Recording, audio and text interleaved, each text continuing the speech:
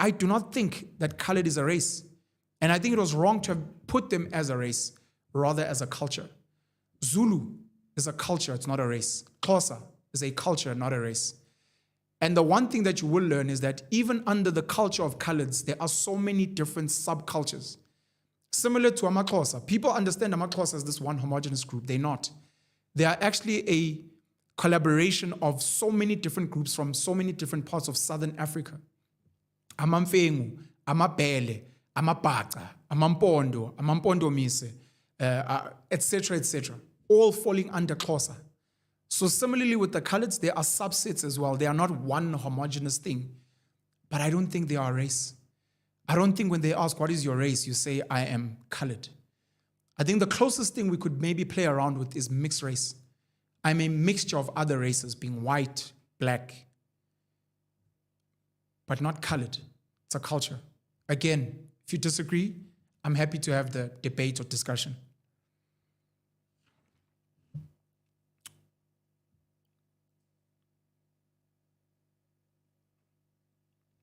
There's a breakdown now of the different colored cultures.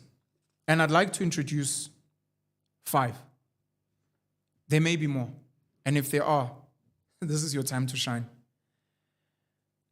One group of Coloureds, one of the groups under what is known as Coloureds is the Khoi and the San people. People that are known as the Bushmen, and arguably a slur known as the Hottentot people.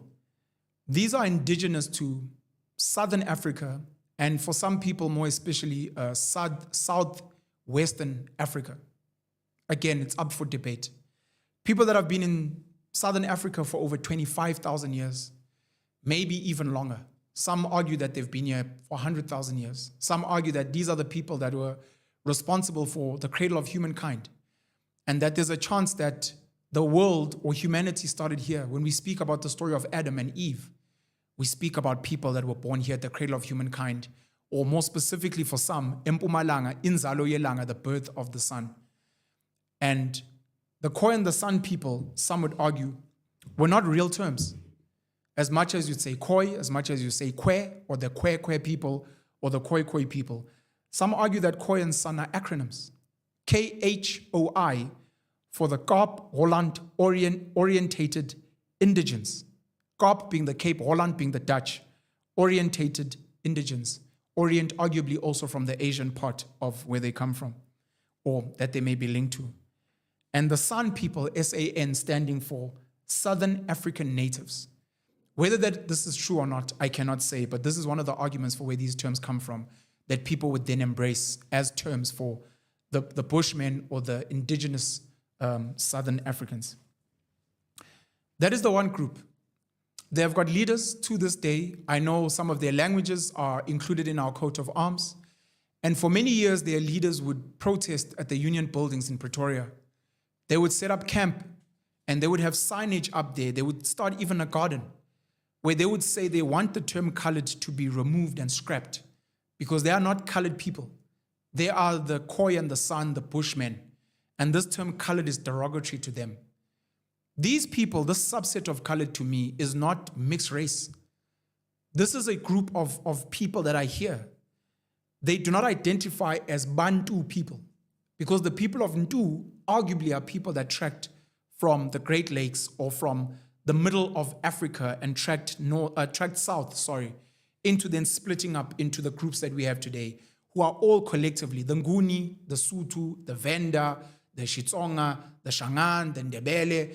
All these people, whatever people that you find in the south, fall under the Ntu people, Bantu, the people of Ntu, of which the Khoi and the San are not. They are their own group of people. You see them even physically with their cheekbones and their hair texture, that this is a different type of people. Of course, made popular by the movie The Gods Must Be Crazy as well. Are these people mixed race? No. Are they black Bantu? No. Could we argue that they are black? Perhaps. But they are different. They are a different group of people, but they get branded colored along with many others. That's the one group. A second group is, and this becomes very complicated, because there's a majority term known as the Cape Coloureds. And the Cape Coloureds have their own subsets of different people.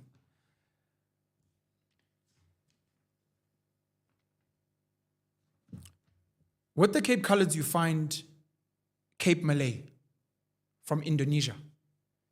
They were brought in as slaves into the Cape to come and work for the Dutch, to come and work for the settlers there, British and others.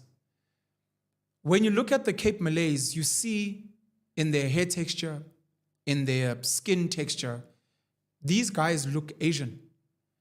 And what would be even more fascinating is some of the terms today known as Afrikaans words, terms like pisang, a banana, comes from their language in Malaysia. Some of their dishes, boboti, come from where they come from. If you actually were to ever travel to Indonesia, you'd be like, oh, we have this in South Africa, only to realize that it is because there were slaves brought into the Cape from Indonesia, from Malaysia, that we have some of those here. They would also be the people responsible for bringing Islam into South Africa. And that is an entire conversation all on its own. The various leaders that taught Islam and spread Islam in the Cape to create this Muslim community, or a big part of the Muslim community in South Africa. That's why to this day, the Cape Malays, you look at the way they dress as Muslims. You look at the fact that many of them were protesting on behalf of Palestine against Israel because they identify with the Muslim community. Their names, their surnames are Arabic. They teach Arabic, and some of them became scholars that would translate the Quran from Arabic into Afrikaans in South Africa. And those become the Cape Malays. Some of them, of course, would be bunched together with a mixing with some of the Dutch, a mixing with other Europeans and other people that would be brought into the Cape as slaves as well. But Cape Malay becomes one of the subsets of Cape Coloureds and of colored people. This is in the Western Cape. We have mixed race descendants. Mixed race is black and white. It's the easiest. Now, we've got first generation mixed race. Trevor Noah, popular celebrity. Sasha Feinberg Mgomezulu, Springbok. Shoma Jozi, another one. Dr. Sizwe Mpofu Walsh, very popular podcaster, academic, and political analyst as well. These are first generation Coloureds. Now, first generation is just first generation, but you get to second, third, etc. And many of them would be a mix of white and black. It could be British, it could be Dutch, it could be German, it could be Danish, it could be whatever. And they would come together and make children, and then those children would have children moving thereon. Some of them would be the Dutch with the Khoi and the San, the Dutch or the British with the Cape Malays, or any other mix. And these become mixed-race people. As I said, my mother falls under this bracket because her father was Indian, her mom a black Zulu woman. Another group which would maybe be more popular for the Northern Cape, but then also part of the Cape and the Western Cape as well, would be the Griquas or the Griquas, which would be a mix of European and the Khoi, the Xhosa-speaking people, and the Tswana-speaking people as well. They are not necessarily Cape Coloured, but during apartheid, the Griqua or the Griqua people would realize that the Cape Coloureds were getting better treatment by the whites, and many of them would want to identify as Cape Coloureds because of that division, that hierarchy. Whites at the top, Coloureds would be treated better, Indians would be treated better, and then blacks right at the bottom. The Griquas or the Griquas, being more darker, would want to be identified with these people that are higher on the hierarchy. But the Griquas become another subset of arguably Cape Coloured or coloured as well.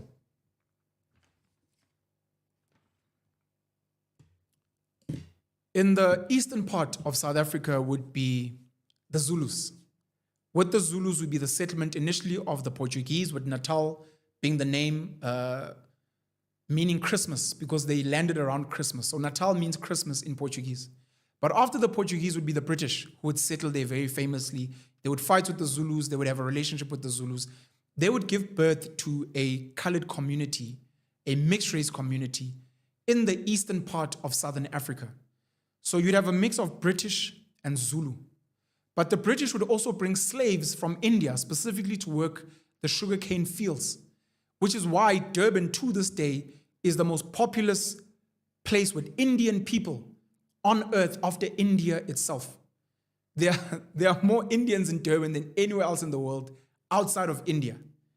Just for interest, something that I also found out maybe in the last few years is that Brazil as a country is the #1 country with the most black people outside of the African continent. So outside of Africa, if you're looking for the most black people, it's Brazil. Outside of India, if you're looking for the most Indian people, it would be Durban and KwaZulu-Natal in particular. I think there's a big Indian community in England and London as well, but this is because of colonialism. The British would bring Indians in as slave labor, and there would be mixed race children born of the British and of Indians as well. The mixed race or the colored community in KZN is very different from the Western Cape, the Northern Cape, and other parts of South Africa. They do not speak Afrikaans. So you'll meet certain colored people and you're like, hey, you speak Afrikaans. Hey, my bro, I don't speak Afrikaans. What do you mean? And you're like, but you're colored. These are colors from KZN by and large. British, English. The ones in the Cape, they speak the Afrikaans. And to be honest, they are the reason why Afrikaans is one of the top 3, I think, most spoken languages in South Africa. They even speak Afrikaans with an accent. I would say, yo, massa, those are the guys in the Western Cape. There would be a few very interesting British men in KZN that would be responsible for a big chunk of the mixed race or colored community in there. One of them would be John Robert Dunn, who was ordained as a Zulu chief by the Zulu leadership and the monarch at the time. In becoming a Zulu chief as a white British man, he then took on Zulu culture. He had arguably 48 Zulu wives, black Zulu wives. And from there, he is linked to having had 118 mixed race children. As a white British man with his 48 black Zulu wives, he birthed 118 mixed race kids. You can only imagine from that 118 how many more kids, now the multiplier effect, would be born of that. Robert Dunn. I've sat with Abba Ayaleo Amlak of Isilo Samanzi, Abba Kalipi Bokanya, who would speak about Robert Dunn and tongue-in-cheek say Zulus are actually white people, linking it to Robert Dunn and how Robert Dunn gave birth to a mixed-race community which was linked to the Zulu people. 2 other men, both with the name Henry, the first one being Henry Finn, became a polygamist. As a British man in KZN, he had 4 Zulu wives, and he would also father multiple mixed-race kids. Henry Ogle actually had a white British wife, but he had concubines, side chicks, begumnandi phela kwaZulu, with the chocolate there. And he ended up having a lot of mixed-race kids as well with some of the Zulu women there. And these are just some of the examples. You can imagine how many more there are. This is now East Coast, because people normally think the Dutch and maybe the Xhosa and the Khoi and San people in the Western Cape, but there's a colored community that was birthed uniquely from KZN in particular.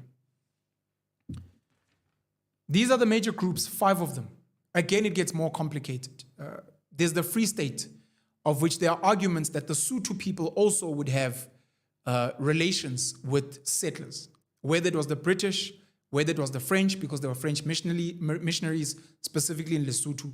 There is a group of mixed-race colored people in Lesotho and in the Free State that have their own unique term as well, born in, like, isolated from there.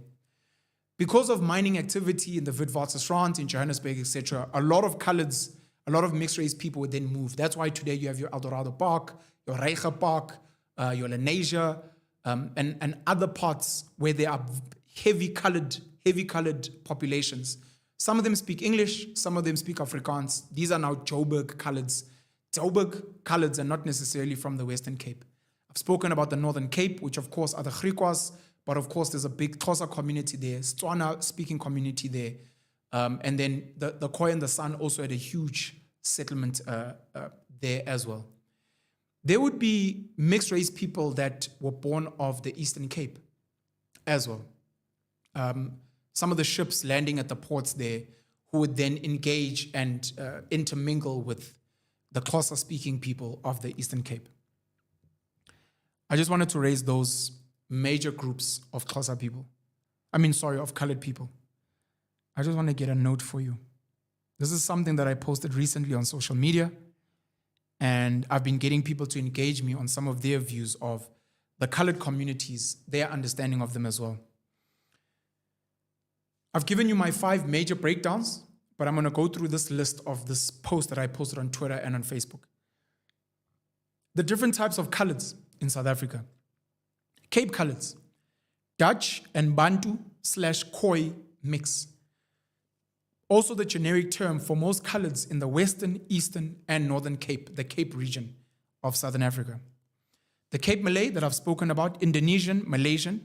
What would be interesting is that they'd also add a mix of Indian, Sri Lankan, and Bangladeshi. Bangladeshis are also known as Bengali people. These were all Muslim people. This is also why a big part of their cuisine also in the Western Cape has a lot of Indian influence. In Durban, it's easy. You can see your curries and your samosas and your bani chows and the rest. But there's also a huge Indian influence of the cuisine in the Western Cape as well. These were people brought in as slaves as well. There's a group of coloureds or Cape coloureds known as the Maspikers. The Maspikers becomes a term which is actually Mozambicans. You know how linguistically sometimes we change things based on what's easier for our tongue. But the Maspikers were the Mozambicans. These were slaves that were brought in from Mozambique. Some were brought in from Angola. Mozambique was a Portuguese colony. Angola was a Portuguese colony. So people would assume that they're all from Mozambique. Some of them would be from Madagascar, known as the Malagasy people. So when you see surnames such as Malgas, Malgas is actually from Malagasy, the Madagascan Malagasy people that were brought into the Cape. And then there were people from Eastern Africa, places like Ethiopia as well, that also came into the Cape as slaves and became part of the Maspikers group of coloureds. Spoken about the Griquas, European, and a Khoi/Xhosa/Tswana mix who identified as Cape colours during apartheid to get better treatment. There's an interesting mix that is not spoken about as much, which is the Filipinos from the Philippines. The Filipinos actually also have a Spanish link to them, and some of their surnames actually are Spanish. This is a certain group of Cape coloureds in the Western Cape who were absorbed in, but coming from the Philippines. Again, this becomes a complete conversation all on its own.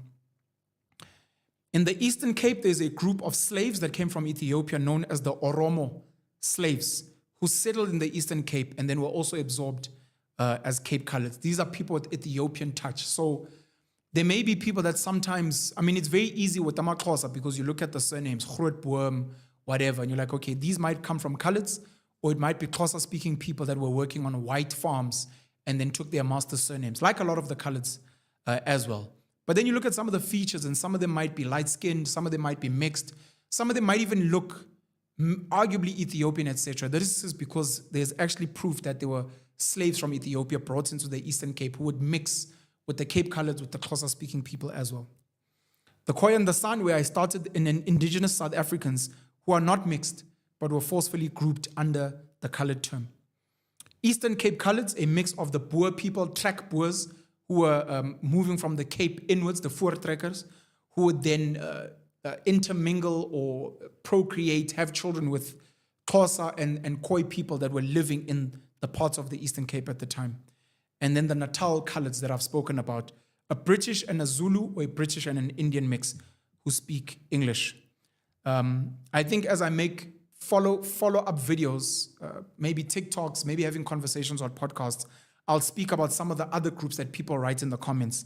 The Oorlam, the Basters that people have raised. I've mentioned some of the groups that come from the Sotho people, etc. Some of the groups in Namibia, Botswana, etc., that fall under so-called coloured, to break down the different divisions. As I said, I do not think that coloured is a race. I think if we're going to speak race, we're speaking mixed race. The Khoi and the San are not mixed race. They are their own people. You could call them black. But then many of these others are mixed race. Coloured is more of a culture, but it's not a homogeneous culture. It is so different because, as I'm telling you, there are coloureds that were born from different parts of Southern Africa, having influences from many different parts of the world as well.